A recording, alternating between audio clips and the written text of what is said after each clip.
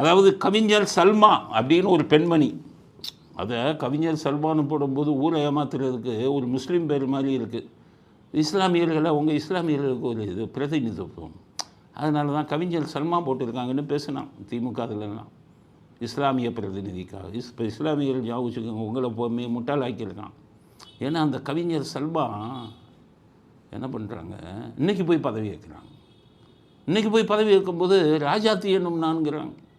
மாநிலங்களவையின் உறுப்பினராக தேர்ந்தெடுக்கப்பட்டிருக்கும் ராஜாத்தி என்னும் நான். அப்போ சல்மாங்கிற பேர் என்னாச்சு?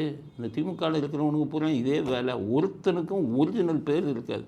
பேர் ஒன்று வச்சுருப்பான், தட்சிணாமூர்த்தின்னு வேறு வச்சுக்கிட்டு ஒரு கருணாநிதினு அப்புறம் வச்சுக்கிட்டார். இவர் வந்துக்கிட்டு சாமிதுரைன்னு ஒரிஜினல் பேரை மாற்றி ஸ்டாலின்னு வச்சுக்கிட்டார். அதே மாதிரி இந்த அம்மா கவிஞர் சல்மா வந்துக்கிட்டு இவ உண்மையாக அங்கே போய் பார்லிமெண்ட்டில் படிக்கும்போது ராஜாத்தின்னு வச்சுருக்காங்க. ஒருவேளை கட்சி தலைவர்களுடைய குடும்பத்தை சேர்ந்தவர்களால் அந்த பேரை வச்சுக்கிட்டாங்களா, இல்லை உண்மையிலேயே சல்மாவா, இல்லை உண்மையிலேயே ராஜாத்தியா தெரியல. ஆனால் அவங்க பதவி ஏற்கிறாங்க. விழுமிய முறைமையுடன் கமல்ஹாசன் சொன்ன அதே வார்த்தையே இன்றைக்கி சொல்லி பதவி ஏற்கிறாங்க.